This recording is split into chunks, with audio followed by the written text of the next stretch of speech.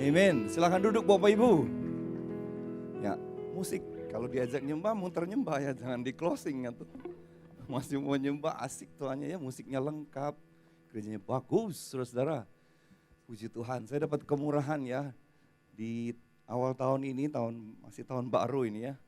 Januari ini ada di rumah Tuhan yang luar biasa ini ya.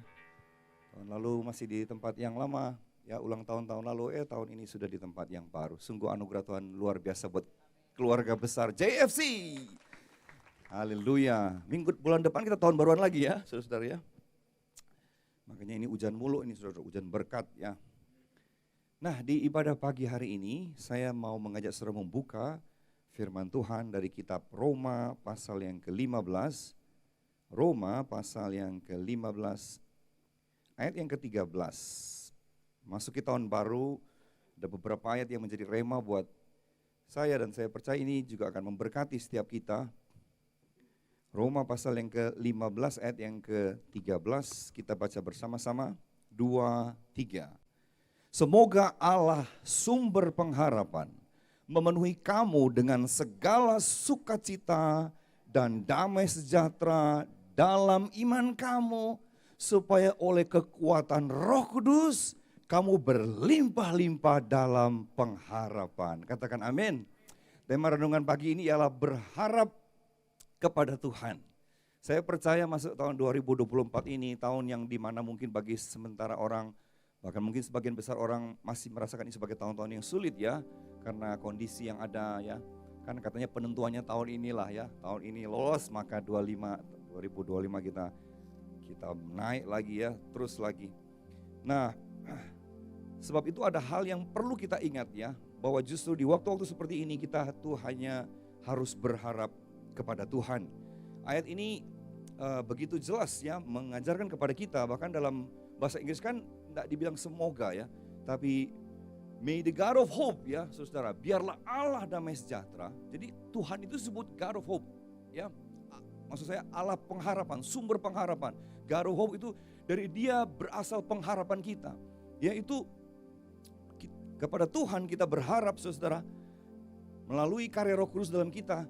Pada akhirnya kemudian kita mengembalikan pengharapan itu kepada Tuhan. Ya, kalau sudah pernah baca misalnya di Roma 11 dikatakan semua dari Tuhan, oleh Tuhan, untuk Tuhan, kan gitu ya. Kasih karunia itu seperti itu ya. Nah, prinsip yang sama juga berlaku untuk pengharapan.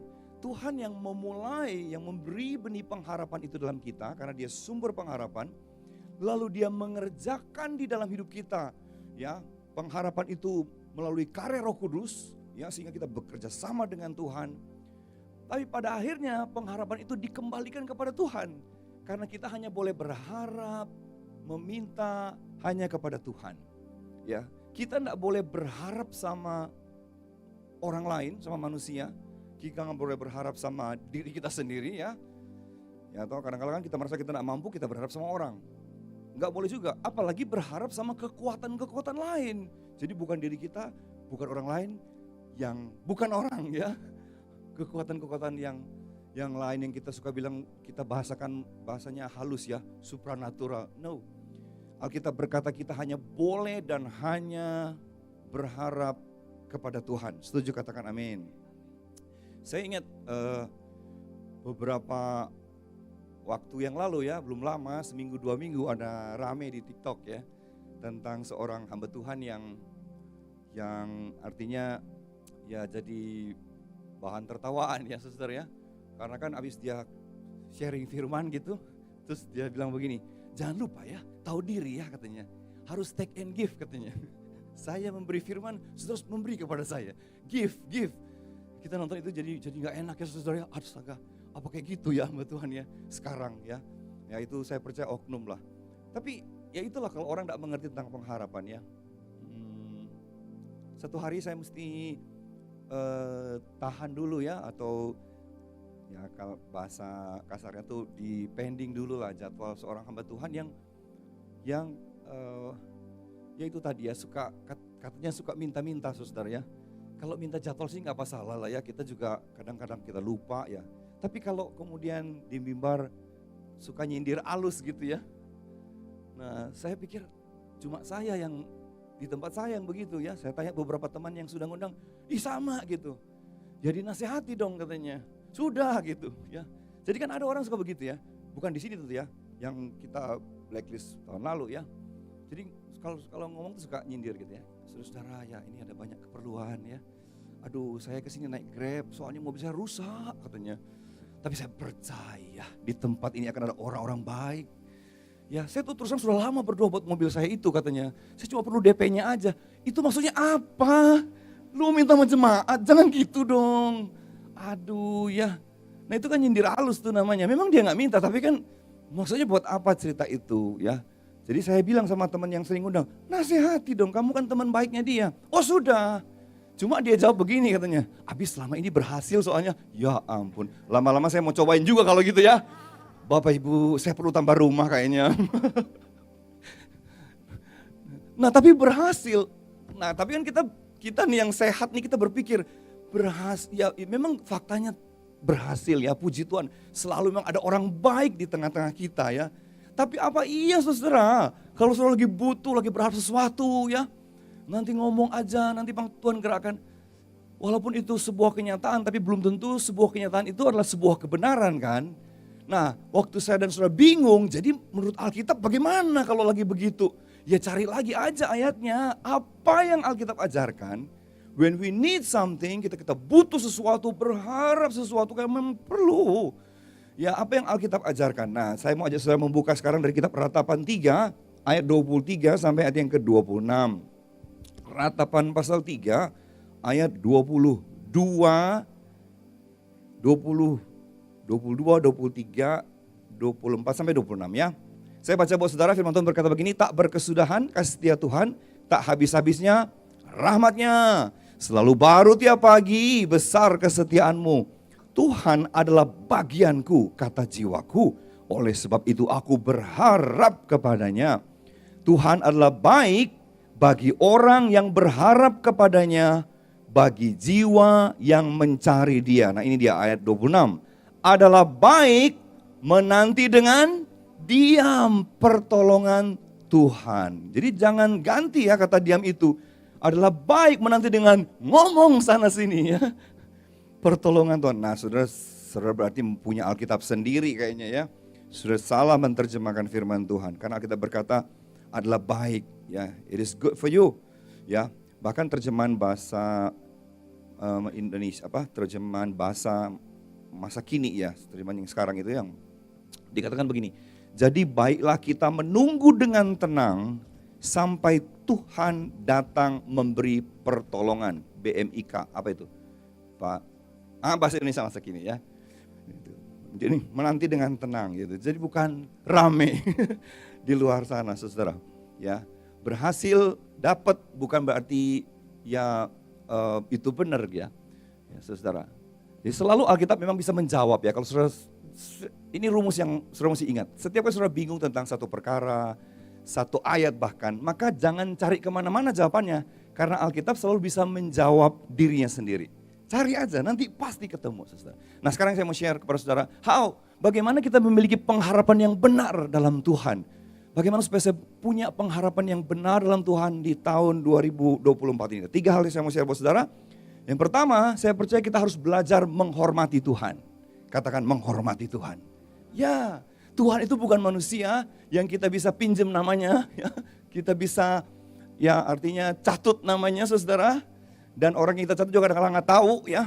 Kita pakai namanya, kita bohongin, kita tipu orang. Pakai nama teman kita. Tapi Tuhan mana bisa digituin, memang Tuhan tidak tahu kita lagi catut namanya, Tuhan tidak ngomong, kita ngomong. Nah berarti saudara mesti belajar punya hati yang hormat sama Tuhan. Dia itu Allah, dia itu maha tahu, dia yang pelihara hidup kita, dia yang sediakan apa yang kita perlu, dia yang tahu. Even kamu belum muncul, ya kebutuhannya Tuhan tahu. Dan bagian kita tentu datang sama dia, minta sama Tuhan. Tapi mesti dimulai dengan hati yang hormat. Supaya saudara jangan kebablasan ya. Hati yang hormat supaya saudara jangan sembarangan memanipulasi nama Tuhan. Dan akhirnya kemudian ya seperti yang di TikTok itu ya. Ya nama Tuhan juga jadi gimana gitu ya. Kita juga orang jadi malu melihatnya. Ya jangan gitu loh ya. Nah saya bilang sih orang yang di TikTok itu dia memang tidak menista pelayanan. Karena dia melayani Tuhan. Cuman dia tidak menista Tuhan. Ini kebolak-balik yang ngomongnya masih grogi saya di tempat yang baru ya. Lampunya terang banget lagi ya. Dia tidak menista Tuhan sih karena dia percaya Tuhan. Cuma dia menista pelayanan aja ya. Karena tidak semua hamba Tuhan kayak begitu. Tidak semua. Cuma dia doang yang begitu ya. Kita enggak. Aduh susah gini mah kita nggak minta-minta lah sama orang ya saudara. Nah hormat sama Tuhan. Satu hari orang Israel baru keluar dari Mesir on the way ke tanah perjanjian.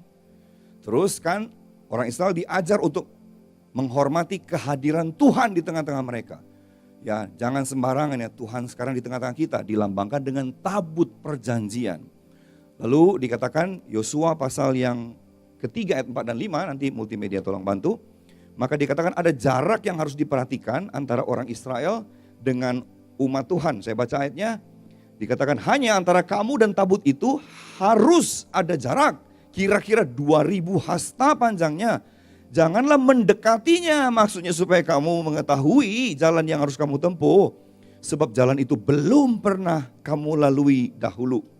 Berkatalah Yosua kepada bangsa itu, kuduskanlah dirimu. Sebab besok Tuhan akan melakukan perbuatan yang ajaib di antara kamu. So besok sebelum berjalan dikasih pesan. Nanti ya waktu kita iring-iringan, tabut perjanjian kan di depan menuntun jalan yang belum pernah kita jalani ini. Jaga jarak ya. Gak boleh terlalu dekat, tapi juga jangan kejauhan. Jaraknya itu katanya 2000 hasta, setara dengan 914 meter, ya hampir sekilo lah. Dulu kan kita ngajar begini Bapak Ibu, itu bicara soal kita tuh supaya fokus gitu. Kalau orang Israel tuh berjalan terlalu dekat, misalnya jarak orang terdepan dengan tabut cuma jarak 2 meter, maka yang belakang itu, yang banyak itu gak kelihatan. Cuma ngeliatin punggung orang depan kita aja kan. Karena kan tabutnya terlalu dekat soalnya. Sementara yang depan kita mungkin lebih tinggi. Jadi kita liatin aja kalau orang depan jalan, oh tabut pasti lagi jalan, kita ikut jalan. Nanti kalau orang depan berhenti ngobrol, oh berarti tabut lagi berhenti, kita ngobrol juga gitu ya. Padahal mah tabut mah jalan terus. Akhirnya, waduh kita ketinggalan, waduh tadi belok mana. Nah, makanya, diatur jarak kan memang secara, ya itu gampangnya begitu. Supaya karena jauh semua mata bisa ngelihat, oh belok kiri, oh belok kanan. Tapi ya dari gembala sidang kita ya tahun lalu kita dapat tuntunan yang luar biasa. Ternyata jarak itu bicara soal bagaimana kita menghormati kehadiran Tuhan dalam hidup kita. Jangan terlalu dekat supaya kamu salah bertindak, kamu melakukan apa yang tidak benar ya, tidak menghormati kekudusan Tuhan. Cuma jangan juga jauh-jauh, ntar lu hilang di belakang. Ayat itu disejajarkan, ayat ini ya disepadankan dengan pengkhotbah pasal yang ke-7. Mari kita buka, itu ada jamnya ya. Emang di sini pakai jam ya? Sampai jam berapa? Jam saya mati ya, maaf ya. Pengkhotbah pasal 7 ayat 16, 17, 18. Ya. Berkata begini. Ini Pak Niko dapat dari Tuhan nih, bagus nih. Ya, dikatakan janganlah terlalu saleh. Jadi saleh harus, cuma jangan kelewatan loh ya. Janganlah perilakumu terlalu berhikmat. Berhikmat mah harus, cuma jangan kebablasan bos ya. Mengapa engkau akan membinasakan dirimu sendiri? Jadi bahaya justru saudara. Ya, janganlah terlalu fasik. Ya. Janganlah bodoh, mengapa engkau mau mati sebelum waktumu. Adalah baik kalau engkau memegang yang satu dan juga tidak melepaskan yang lain. Karena orang yang takut akan Allah luput dari dua-duanya. Jadi luput dari kebinasaan. Kalau kita pegang dua-duanya, jangan terlalu ke kanan, jangan terlalu ke kiri. Jangan sok pinter, terlalu berhikmat, terlalu saleh, sehingga jadi sok suci. Tapi jangan juga pura-pura bego lu ya. Jangan gak peduli sama Tuhan. Jadi jangan terlalu dekat sehingga nanti kamu melakukan apa yang tidak tepat. Tapi juga jangan terlalu jauh sehingga kamu bikin kamu binasa. Karena kamu bahkan gak melihat Tuhan dalam hidupmu. Tapi yang parah kalau juga terlalu dekat. Karena nanti apa-apa bawa nama Tuhan. Nah itu lancang namanya saudara ya. Ada soalnya ya. Bukan di sini sekali lagi. Di tempat saya, oh ini beneran. Nanti kan ada videonya tuh. Ya tahu. Ya. Jadi yang maaf ya, suka pakai nama Tuhan. Tuhan taruh dalam hati saya. Ibu ini kurang mendukung suami. Dalam hati, aduh kalau saya masih tengking bu. Apa dia nggak tahu ibu sangat rajin. Ya. Ibu tuh ngurus ini, ngurus itu. Cuma beda memang kalau suami main di depan, istri main di belakang gitu ya. Ngurus yang urusan-urusan pelayanan juga tapi. Jadi orang-orang yang kadang cuma melihat dengan mata, apa yang dia rasa enggak pas di hati, tapi dia pakai nama Tuhan loh untuk nasihati. Nah gue bilang sih lu terlalu dekat tabut, mundur ya. Jadi sok tahu, terlalu berhikmat. Padahal itu hikmatnya orang tuanya yang dia cuma petik-petik aja ya. Padahal orang tuanya hidup tahun berapa, lahir aja 920 ya. Ketinggalan ya cara-cara kayak gitu. Tapi dia lihat orang tuanya dulu berhasil. Jadi nasihat orang seperti itu. Enggak lah, tetap mesti kembali kepada firman Tuhan. Ya, jangan pikir kita paling pintar, paling tahu. Akhirnya bisa-bisa kita menyesatkan orang, saudara. Ya, saya sudah pernah cerita di sini kan bagaimana saya menegur satu pekerja saya yang ada suami istri yang lagi ribut, pisah setahun. Nah mestinya kan yang benar itu kan kita damaikan, kita cari gimana supaya suaminya pulang. Sini berhenti itu ikatan dinas, balik dulu kamu urusin istri. Tapi ada satu pengerja nasihatnya dengan penuh hikmat dia berkata. Jadi dia ngomong di belakang sih, kamu tuh mesti putuskan sampai kapan mau begini. Kurang ajar kan saudara ya, kita jaga-jagain, dia bilang make a decision. Mau, enggak katanya. Aduh, saya bilang kamu tuh lancang ya. Itulah kalau terlalu dekat sih ya, terlalu dekat tabut. Tapi juga jangan jauh-jauh saudara, ada orang justru bahaya banget. Kita ngomong soal Tuhan, percaya sama Tuhan. Sudahlah Pak, jangan bawa-bawa nama Tuhan. Ini urusan duniawi Pak katanya. Ini urusan mati hidup, ini urusan bisnis. Pakai otak. Lu ya memang pakai otak, terus pakai apa dong? Tapi Tuhan yang kasih kita otak kan, Tuhan yang kasih kita hikmat. Cari Tuhan. Jangan terlalu cuek gitu, akhirnya hidupnya fasik gitu ya. Kalau yang gereja, dia bilang Tuhan. Kalau di luar gereja, dia bilang jangan bawa nama Tuhan. Nah itu lu kejauhan lu ya. Nah belajar hormat. Musa, sehebat-hebatnya Musa pun pernah gagal karena dia ada satu masa di mana dia tidak menghormati kekudusan Tuhan. Satu hari orang Israel marah-marah lagi dan berkata, mana air? Air mana? Untuk sekian kalinya Musa juga kesel ya, nanya sama Tuhan, Tuhan biasa ngambek, marah-marah, minta air. Kata Tuhan, ya ngomong aja sama batu, ngomong sama batu, maka batu akan mengeluarkan air. Saking keselnya Musa dia nggak ngomong sama batu, dia pukul batunya, keluarin air gitu ya. Kata Tuhan, waduh, memang saya suruh begitu katanya. Kamu melanggar kekudusanku, karena Tuhan suruh apa dia lakukan lebih jauh dari yang disuruh. Langsung ya dapat ganjaran. Kamu besok enggak masuk ya, lihat aja. Kata Musa, iya enggak apa-apa, memang saya salah. Memang hatinya baik saudara ya, jadi dia terima salahnya. Tapi itulah konsekuensi ya saudara ya. Kalau saudara enggak menghormati Tuhan, salah-salah kita melakukan apa yang lebih dari Tuhan. Kita ngomong pakai nama Tuhan, tapi Tuhan bilang, kapan gue ngomong? Tapi kita pede banget loh, ini kepedean ya saudara, kepedean. Saya percaya Tuhan bicara, Tuhan taruh di hati.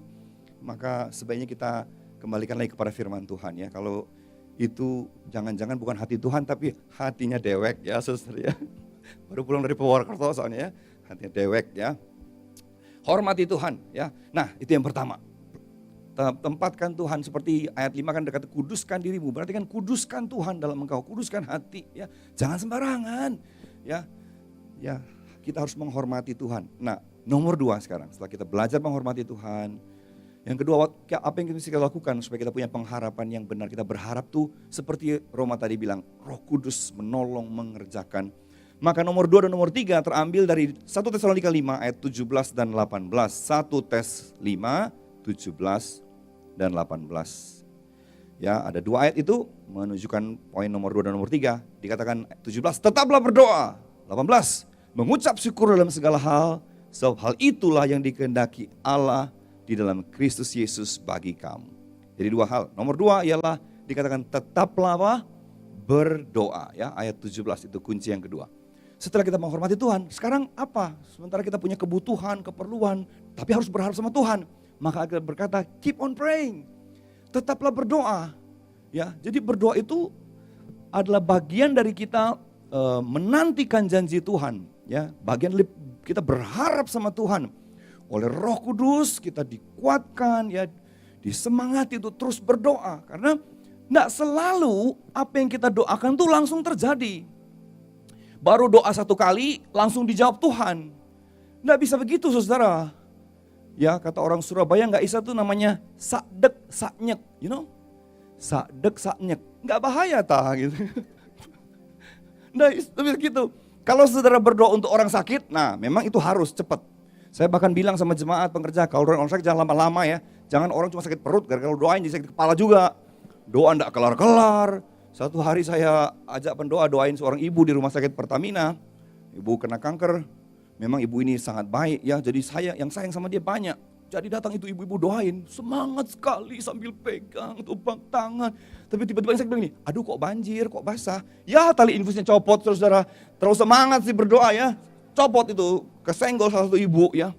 Makanya jangan gitu, ya doa tuh orang sakit itu 5 detik. Pegang sakitnya, ucapkan perkataan iman. Karena yang menyembuhkan Tuhan. Tuhan cuma perlu ya landasan iman kita, perkataan kita untuk menyembuhkan. Harus sembuh. Kalau enggak sembuh, ya tinggalin. Mungkin besok lagi kita doain ya. Nah, ya itu kalau orang sakit memang harus cepat karena kita akan melihat kuasa Tuhan. Tapi beda saudara, yang saya alami beda kalau saudara berdoa untuk yang lain-lain. Misalnya berdoa buat jodoh gitu. Saudara enggak bisa cuma berdoa 1 kali kan. Tuhan, aduh sudah waktunya Tuhan. Ya. Umur udah banyak ya. Gitu. Dan sudah cuma berdoa sekali. Aku percaya Tuhan pasti sediakan. Udah gitu dia berharap tentang satu pria yang ternyata dikerubuti oleh 5 wanita, saudara. Masa lu cuma sekali? Itu bakal tanding-tandingan tuh, banyakan siapa yang doain ya?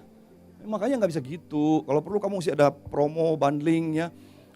Apalah gitu ya. Kirim makanan kayak ke rumahnya. Supaya dia tahu kamu perhatian. Cuma doain doang ya. Nah itu butuh waktu bos ya. Saudara berdoa untuk rumah. Saudara berdoa untuk mantu, saudara berdoa untuk pekerjaan. Itu enggak bisa cuma sekali berdoa. Saudara mesti belain. Saudara pernah baca Matius 7 ayat 7 yang berkata, mintalah maka kamu akan diberi. Cari, kamu akan dapat, ketok pintu akan dibukakan. Itu kan bahasa Indonesia. Lihat bahasa aslinya. Bahasa aslinya itu ditulis dalam bentuk present continuous tense. Jadi verbnya itu ya, bentuknya present continuous tense. Berarti sudah, sedang, dan terus dilakukan. Makanya ada terjemahan bahasa Inggris yang terjemahin dengan betul, bunyinya begini, ask and keep on asking. Minta dan terus minta, kamu akan diberi. Nah itu doa begitu. Ya, ada banyak hal yang kita tuh harus selalu belain, selalu doain. Nggak bisa cuma sekali. Yang pertama akan menunjukkan keseriusan kita di depan Tuhan. Yang kedua menunjukkan ketekunan kita. Karena kita betul-betul percaya, berharap sama Tuhan.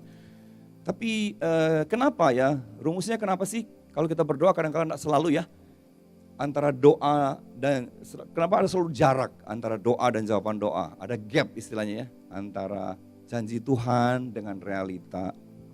Antara kita berdoa dan doa kita dijawab itu sering kali ada gap ya, ada jarak. Maka saya temukan minimal ada 3 alasan ini ya saudara ya. Yang pertama kan karena memang waktu Tuhan. Pengkhotbah berapa itu? Ayat berapa yang pendeta di sini bantu saya? Yang Tuhan berkata, Tuhan itu menjadikan segala sesuatu indah pada waktunya. Pengkhotbah berapa itu ya? Ya.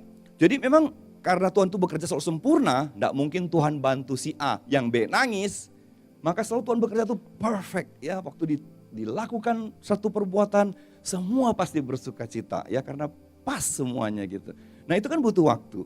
So kata Tuhan, just wait, sabar dikit lagi, doain terus. Karena waktu Tuhan on the way. Tapi yang paling sering yang saya jumpai ialah kenapa belum dijawab, yaitu karena faktor kitanya justru.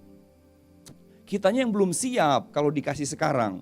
Memang satu hari pasti dikasih, tapi tunggu kamu siap, kan begitu. Sama seperti orang tua, ya kalau kita punya anak kita masih kecil, SD gitu ya, mentang-mentang papanya orang punya, ya toh anaknya lihat, aduh enak juga naik motor ya ke sekolah. Dia lihat kakaknya mungkin atau sekolah lain ya, SMP, SMA. Lalu dia minta sama papanya, Pak saya kan sekarang udah kelas 6 SD Pak, dikit lagi SMP. Rasanya sudah waktunya Papa beliin saya motor, supaya gak usah antar jemput, aku pulang pergi naik motor. Maka orang tua yang baik tidak berkata, besok tak beliin 2 kamu sekalian. Rusak 1 masih ada cadangan. Enggak, itu orang tua gak baik. Justru orang tua mesti bilang apa? Nah kamu belum siap kalau dikasih sekarang. Otak kamu dan badan kamu belum siap untuk pegang motor. Nanti bukan motor yang kamu naikin, motornya naikin kamu ya. Jadi seiring waktu nanti setelah dia dewasa, apalagi sudah bisa punya SIM, maka dia nggak minta pun orang tua yang nanya, lu mau motor yang mana ya? Karena memang kedewasaannya tuh sudah membuat dia pantas. Hal yang sederhana kan mirip sama kerohanian kita.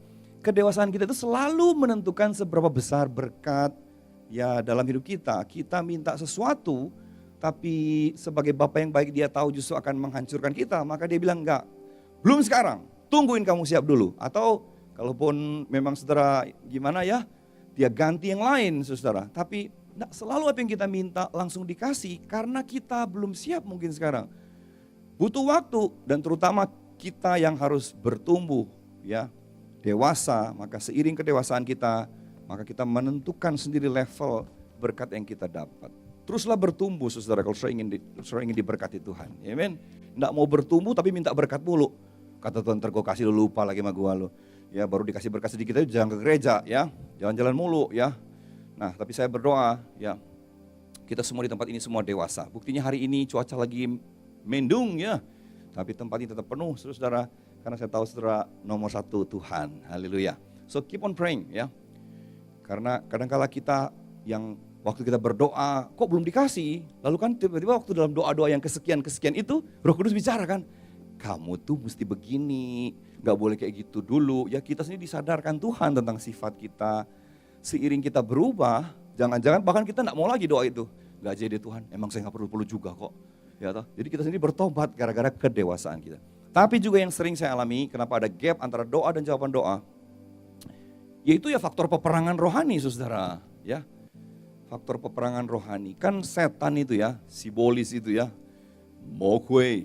Dia gak mau kan saudara tiap hari diberkati, sehat, diberkati, untung terus. Gak lah, keenakan dia katanya ya, tambah rajin nanti dia. Maka kadang-kala ada penghalang ya. Berapa banyak di antara saudara yang mungkin berkata, ini mah berkatnya gue mesti terima tahun lalu. Kenapa belum dapat udah 2024? Jangan-jangan memang bukan dari sisi Tuhan, bukan dari kamunya, tapi dari sisi kuasa kegelapan itu kan yang gak mau kita diberkati. Nah itu didoain terus saudara. Masih ingat cerita Daniel di Daniel pasal 9 ketika dia satu hari berikhtiar untuk berdoa dan berpuasa. Karena dia lihat janji-janji Tuhan, katanya kita ini cuma dibuang 70 tahun di Babel. Lu ini kayaknya udah lewat deh. Kok belum ada tanda-tanda mau dipulangin? Dia ambil doa puasa. Bertanya sama Tuhan. Tahukah saudara hari keberapa baru malaikat Gabriel nyampe ke dia dan menyampaikan pesan Tuhan untuk apa yang dia doakan. Sekaligus menyampaikan nubuatan untuk apa akhir zaman. Ada yang tahu hari keberapa?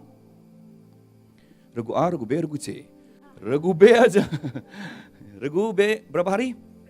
21 hari. Jadi 21 hari baru Gabriel datang. Shalom gitu ya. Kali itu. Dalam hati Daniel lama amat ya. Terus kata Gabriel, Daniel sebenarnya hari pertama kamu berdoa Tuhan sudah kirim aku buat ngomong sama kamu nih yang saya mau omongin nanti. Cuma waktu gua lagi on the way busway, aku dicegat katanya sama penguasa media Persia. Wow, jadi itu roh-roh jahat di udara itu ya. Penguasa media Persia, tahan dia, gak boleh lewat. Kira-kira gitu ya, mana lo. Jadi ribut ya, berantem lah di alam roh ya. Untung ada penghulu malaikat, ini semua gue ngarang ya. Semua ada di Daniel pasal 9. Saudara, untung katanya penghulu malaikat namanya Mikael. Ya, Michael lagi ke Belitung sekarang. Bukan, itu saudara kita ya, gembala kita. Nah, itu bantu saya. Wah, makanya Mikael datang saya bisa lolos. Nyampe ke kamu hari ke-21. Nanti setelah saya ngomong ini pun, saya balik lagi katanya. Bantuin Mikael lagi. Widuh, itu kalau dibikin sinetron bagus itu ya. Judulnya Peperangan di Langit Kedua. Asik ya. Jadi bagaimana malaikat itu bekerja melakukan apa yang kita doakan. Ya, penghalangnya yang nahan berkat. Kita doain Tuhan, kuasa Tuhan. Malaikat datang ya, halau. Dan itu butuh waktu memang ya selesai. Ya makanya tolong juga katanya kalau berdoa memang jangan juga maksudnya perhatikan juga cara bicara ya. Jangan bikin pusing malaikat ya. Karena kadang-kala orang berdoa tuh kadang-kala bingung malaikatnya. Tuhan, aku lepaskan kuasa Tuhan. Ya toh, malaikat lepas, tapi habis itu aku ikat diikat lagi. Jadi mau dilepas atau mau diikat ini? Yang benar dong. Tadi bilang lepas, habis itu bilang ikat. Habis diikat aku bakar. Loh. Bos yang bener bos, ikat, bakar, lepas, pilih satu. Jangan bikin dia bingung, takutnya udah bakar dulu, baru minta dilepas. Apa yang mau dilepas ya. Jadi Ya intermezzo aja lah. Kalau ngomong tuh jangan sembarangan juga ya. Minta yang pasti. Karena kita tahu semua doa kita tuh enggak kayak cuma hilang aja gitu. No, ada alam rohani yang mendengar setiap apa yang kita minta dan doakan. And then wait. Ya, Tuhan sedang bekerja, Saudara. Ya. Nah, sebab itu ya, mari kita terus berdoa ya. Karena waktu kita berdoa, kita terus mempertahankan apa yang kita imani, kita percayai, dan kita percaya Tuhan pasti bekerja. Dia tidak tidur bahkan ya, kita malam masih tidur. Justru malah waktu tidur Tuhan berkati kita, berarti Tuhan selalu bekerja dalam hidup kita. Ketika kita selalu berdoa kepada Tuhan. Yang ketiga, yang terakhir ya. Waktu saya memang udah mau mati kayaknya ini ya. Mike yang katanya mau mati kalau lewat ya. Ayat yang ketiga, sekarang yang ketiga, ayat yang ke-18 dikatakan apa? Mengucap syukur dalam segala hal, sebab itulah yang dikehendaki Allah di dalam Kristus Yesus bagi kamu. Nah yang ketiga, yang terakhir, dan terus terang ini memang yang paling penting, yang paling top ya. Menghormati, berdoa. Yang ketiga, mengucap syukur. Mengucap syukur itu suka dikatakan sebagai bentuk doa tertinggi.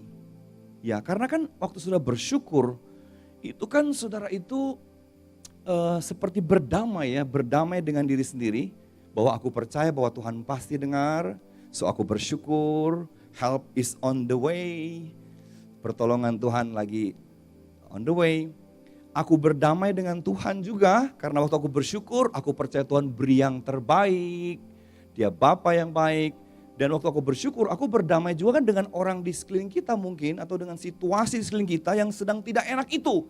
Dijahatin orang, diomongin orang, situasi yang sulit. Waktu kita bersyukur, kita percaya tetap Tuhan itu berkuasa atas hidupku. Nah itu kan kita wujudkan dengan bersyukur. Aku percaya Tuhan. Ya. Nah sebab itu kita tuh harus bersyukur selalu. Karena kita percaya Tuhan itu turut bekerja dalam segala sesuatu untuk mendatangkan kebaikan buat kita. Ya. Bersyukur bukan berarti kita tidak bikin apa-apa lagi. Ya toh, cuma doa juga. Ya, no, kita tetap lakukan apa yang mesti kita lakukan. Tetap bekerja, tetap pelayanan ya. Tapi kita bersyukur karena kita percaya apa sih yang Tuhan tidak bisa pakai untuk tolong kita, untuk buka jalan. Jadi itu bersyukur itu kan langkah iman. Kita memang sudah berdoa tapi bukti kita beriman bahwa Tuhan pasti bekerja, kita bersyukur. Artinya kita mempercayakan Tuhan itu bekerja. Saya juga temukan bahwa bersyukur itu adalah kunci ya. Untuk kita membuat keadaan kita yang dari tidak cukup, tapi waktu kita bersyukur menjadi lebih dari cukup. Wow, dari not enough menjadi more than enough when we give thanks. Mau bukti di Alkitab? Gampang. Baca aja cerita tentang Tuhan Yesus waktu memberi makan 5.000 orang laki-laki, belum termasuk anak-anak dan perempuan. So banyak sekali. Dan mereka belum makan katanya hari itu, sudah malam. Kata Tuhan Yesus, kasih makan, kasihan mereka pulangnya jauh. Kata murid-murid, mau beli makan di mana guru? Even duitnya ada, nggak ada Alfamart, Indomaret, pada tutup semua, udah malam ya. Belum buka juga zaman itu kayaknya ya. No, tetap kasih makan, coba cari ada apa yang bisa kita kasih makan. Akhirnya cari, ketemulah seorang anak kecil, kata Yohanes ya. Seorang anak kecil yang masih punya sisa makannya dia, yaitu 5 roti dan 2 ikan. By the way, ada yang sudah tahu kan nama anak kecil itu? Sudah ditemukan namanya? Ya kan? Di Israel sudah diketahui nama anak itu. Nama anak itu ialah Roti Boy. Ya. Bercanda ya. Karena dia punya roti. Diabadikan. Tapi ternyata katanya sekarang yang terbaru, dia juga nggak datang sendiri. Dia datang berdua sama abangnya. Nama abangnya Roti O. Kenapa jadi ngomong roti ya? Habis ini dapat roti kayaknya. Enggak boleh minta-minta. Minta buat pelayanan boleh ya, tapi kalau untuk pribadi jangan, saudara ya. Jadi dikasih ya, dipersembahkan. Cuma ada ini guru, udah mendingan buat guru aja katanya. Masa cuma 5 roti 2 ikan. Tapi waktu Tuhan Yesus angkat roti itu, dia ucap syukur. Terus dibagi-bagi. Maka 5 roti 2 ikan itu pas dibagi, enggak habis-habis. Waduh, mujizat pelipat ganda terjadi. Tuhan Yesus bagi enggak habis, murid juga bagi-bagi enggak habis-habis. Bahkan setelah itu ada sisa 12 bakul. Berarti satu murid dapat angpau 1 bakul. Nih, ongkos bagi-bagi, bawa pulang ya. Satu murid dapat 1, saudara. Jadi waktu kita bersyukur ternyata itu ternyata pintu untuk kita melihat mujizat Tuhan. untuk kita melihat yaitu pelipat gandaan terjadi saudara ya. Bersyukur, saudara, bersyukur. And then you will see the miracles. Satu hari ada 10 orang kusta datang. Mereka juga tahu diri, jauh-jauh ngomongnya, guru kasihani kami. Tuhan Yesus tahu, kusta semua. Kata Tuhan Yesus, pulang. Kasih lihat sama imam-imam. Pulang, jalan pulang, 10-10-nya tahir. Jadi kustanya berhenti. Tapi yang balik cuma 1 orang. Malah yang orang kafir ya, dikatakan ya, orang sana, orang Samaria, jadi bukan orang Yahudi. Tuhan Yesus memang sedikit protes ya, loh bukannya 10-10-nya sembuh, kok cuma yang 1 ini justru, yang orang Samaria bukan orang Yahudi yang malah balik dan ucap syukur katanya. Tapi gara-gara dia balik dan ucap syukur, Tuhan Yesus tuh tambahin berkatnya kepada dia yang balik. Bukan cuma disembuhkan, tapi Tuhan berkata, hari ini imanmu telah menyelamatkan engkau. Dikasih berkat yang lebih besar dari segera sembuh, yaitu keselamatan. Amen. Ucapan syukur selalu membuat kita mengalami berkat Tuhan. Ini terakhir, benar-benar terakhir. Saya percaya ekspresi orang yang bersyukur atau bukti kita bersyukur, kita menyembah Tuhan. Amen. Kita memuji Tuhan, aku percaya, kita menyembah Dia. Dan bukankah hari-hari ini kita dituntun Tuhan untuk banyak sembahyang ya. Banyak sembahyang sama Tuhan, sembahyang. Saya ada dapat berkat dari 1 ayat yang pasti akan memberkati juga. Tayangkan dulu bahasa Indonesianya, nanti kita lihat terjemahan The Message-nya ya. Why? Kita mesti sembahyang, kita mesti worship God. Ya, sebagai wujud kita ucap syukur sama Tuhan ya. Mazmur 34 ayat 9 dan 10. Kalau Alkitab ayat 9 dan 10, tapi kalau aplikasi ya pasti dia turun 1 ayat tuh, jadi 8 dan 9. Bunyinya begini, kecaplah dan lihatlah betapa baiknya Tuhan itu. Berbahagialah orang yang berlindung padanya. Takutlah akan Tuhan, hai orang-orangnya yang kudus, sebab tidak berkekurangan orang yang takut akan Dia. Nah, bahasa Ibrani untuk kata takut itu dipakai kata yare. Yare itu satu kata yang besar ya, maksudnya bisa diterjemahkan dengan beberapa arti. Karena takut di sini bukan takut begini, aduh takut gitu, bukan. Takut ini karena takut terpesona gitu, takut kagum. Aduh Tuhan luar biasa ya. Jadi takutnya itu takut yang kayak gitu. Karena kita begitu terkagum ya, overwhelmed ya dengan speechless ya, dengan kehadiran keberadaan Tuhan. Nah, sebab itu dia punya beberapa arti untuk kata yare. Salah satunya yare artinya worship, sembah, menyembah. Nah, terjemahan The Message pakai yang arti worship itu. Sekarang tayangkan versi The Message dari Mazmur 34 ayat 8 dan 9. Ya, itu dia saya capture tadi. Saya baca buat saudara ya, kalau tidak kelihatan dikatakan begini. Open your mouth and taste, open your eyes and see how good God is.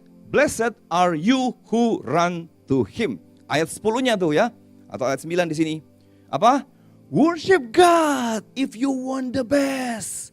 Worship open doors to all His goodness. Sembah Tuhan katanya. Bersyukur sama Tuhan, sembah Tuhan. Kalau kamu ingin dapat yang terbaik.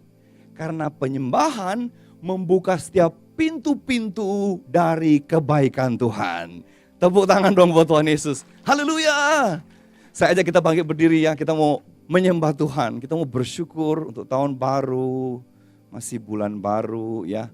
Bulan depan ada yang dapat berkat ke tanah perjanjian Bapak Ibu ya. Bersyukur lebih banyak ya. Puji Tuhan. Dan bulan-bulan yang akan kita lihat bagaimana Tuhan menyertai kita.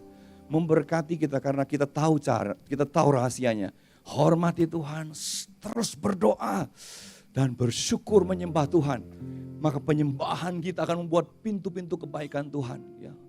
All His goodness terbuka buat saya dan saudara ya. Saya ingin nyanyi lagu lama ini, minta. Oh haleluya. Apaan? Aduh, bikin kaget aja. Untung saya nggak jantungan ya. Apapun yang terjadi dalam hidupku ini, tak pernah kuragukan kasih-Mu Tuhan.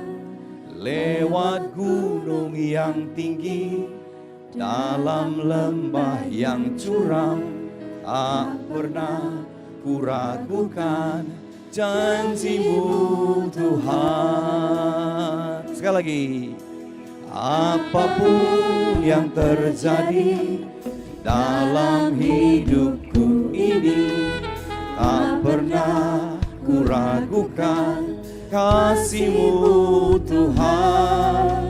Lewat gunung yang tinggi, dalam lembah yang curam, tak pernah kuragukan janji-Mu Tuhan. Kau berfirman dan sembuhkanku. Kau bersabda dan selamatkanku. Tiada yang mustahil bagimu. Yesus, ku percaya padamu. Berfirman Tuhan, haleluya. Kau berfirman, sembuhkan yang sakit. Amin. Kau bersabda dan selamatkanku. Tiada yang mustahil bagimu. Yesus, ku percaya. Sekali lagi dengan iman, kami terima kesembuhan, kami terima keselamatan.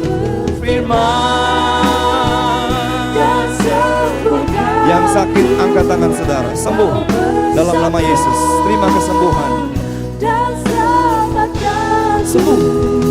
Tiada yang mustahil bagimu. Yesus, ku percaya padamu. Yesus, kami percaya. Yesus, ku percaya padamu. Yesus, ku percaya padamu. Worship. Ikana maya namo. Hallelujah. We worship you. We honor you.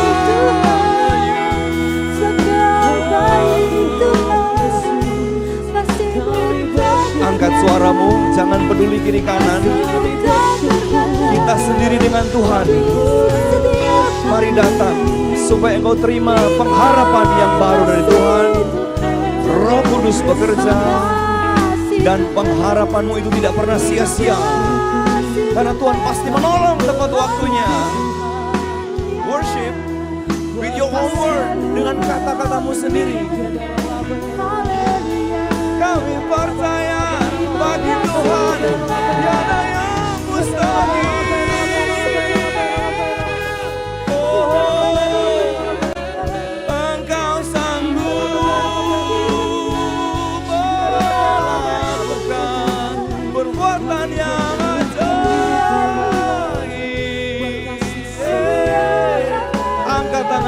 Terima berkat Tuhan, terima mujizat. Aku percaya.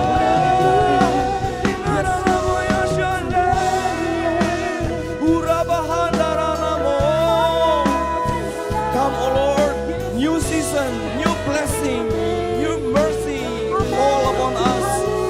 Hallelujah.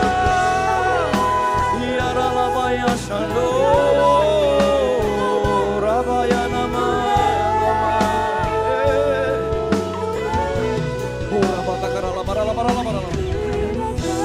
Pegang tangan setiap anak-anakmu yang terangkat Tuhan. Jangan pernah lepaskan. Tahun ini kami perlu Engkau lebih lagi. Move in our life. Berjalan depan kami Tuhan. Buka setiap pintu yang tertutup. Terobos setiap penghalang di hadapan kami. Kami percaya mujizat masih ada buat setiap hamba-hambamu. Dalam nama Yesus, dalam nama Yesus. Oh, kalau ada yang sakit, angkat tanganmu di hadapan Tuhan. Pegang bagian yang sakit. Yang sakit angkat tangan di hadapan Tuhan. Hanya yang sakit aja, yang beneran sakit. Angkat tangan. Kalau ada teman di sebelah lihat ada yang angkat tangan, tumpang tangan. Cuma pinjam tangannya aja. Tumpang tangan dan ucapkan kalimat ini. Sembuh dalam nama Yesus. Be healed In the name of Jesus. Pasti sembuh. Sembuh dalam nama Yesus. Nanti kalau ada yang sembuh, cerita ya sama yang pemimpin saudara. Waduh, saya sembuh. Karena memang Tuhan pasti sembuhkan. Buat kesaksian, saudara-saudara. Cerita. Saat ini aku berdoa Tuhan, segala sakit penyakit yang hadir di ibadah pagi ini sembuh dalam nama Yesus. Terima kesembuhan. Terima kasih, terima kasih. Terima kasih untuk minggu keempat ini Tuhan Yesus. Kami bersyukur. Besok minggu depan kami masuk bulan baru, berkat baru, mujizat baru. Berkati sebagian dari kami akan bulan depan merayakan hari raya juga. Ada yang ke Tanah Perjanjian, Tuhan sertai, masuk keluar kami dijaga sama Tuhan. Diberkati, berkati pemimpin kami yang sungguh luar biasa Tuhan beri.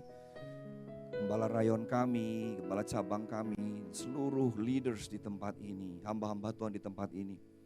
Sungguh Tuhan Yesus, waktu kami datang sama Tuhan, berharap sama Tuhan, maka berkat yang datang dalam hidup kami.